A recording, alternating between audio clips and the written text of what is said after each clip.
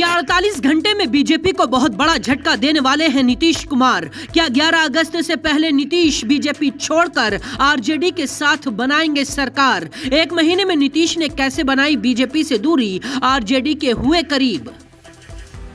बिहार की राजनीति में लालू यादव ने भले ही रामविलास पासवान को मौसम वैज्ञानिक घोषित कर रखा हो, लेकिन यहाँ की सियासत में ये सब जानते हैं कि लालू रामविलास के साथ नीतीश भी आने वाले मौसम को भांपने में माहिर रहे हैं। कहा जा रहा है कि बिहार में कुछ खेल होता, इससे पहले ही नीतीश सतर्क हो गए हैं। सूबे की सत्ता पर भले ही बीजेपी और जेडीयू काबिज हैं, लेकिन अब दोनों के बीच दरार आने लगी है। नीतीश कुमार ने अब तक पूरे 4 बार बीजेपी को झटका दिया है।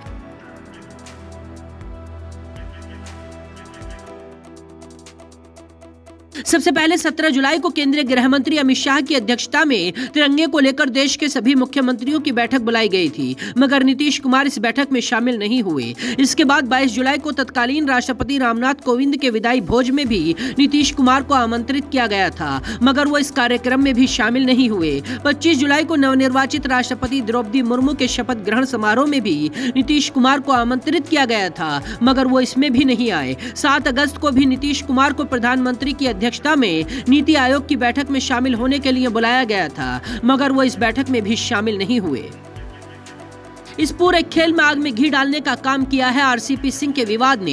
आरसीपी सिंह पार्टी से इस्तीफा दे चुके हैं। बिहार की राजनीति के जानकार मानते हैं कि आरसीपी सिंह के बीजेपी नेताओं के साथ बहुत अच्छे रिश्ते हैं और कहा जाता है कि वो जनता दल यूनाइटेड में बीजेपी के आदमी के तौर पर काम करते हैं। शायद यही वजह है कि पिछले साल जब नरेंद्र मोदी मंत्रिमंडल का विस्तार हुआ तो आरसीपी सिंह नीतीश कुमार की मर्जी के बिना केंद्र में मंत्री बनाए गए थे। कहा जा रहा है कि बीजेपी आरसीपी सिंह के साथ बिहार में भी महाराष्ट्र जैसा खेल कर सकती थी, लेकिन इससे पहले ही नीतीश ने माहौल को भांप लिया। यही आरोप जेडीयू के अध्यक्ष ललन सिंह ने लगाए हैं।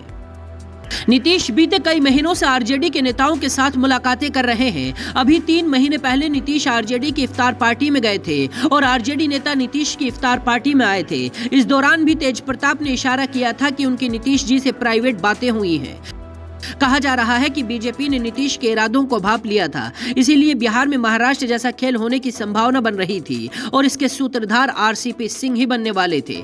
लेकिन बिहार की राजनीति के माहिर खिलाड़ी नीतीश इस खेल को पहले ही समझ गए और आरसीपी सिंह पर ही डंडा चला दिया। कहा जा रहा है कि नीतीश कुमार और तेजस्वी यादव एक दूसरे के संपर्क में हैं और नीतीश ने सोनिया गांधी से भी बात की है।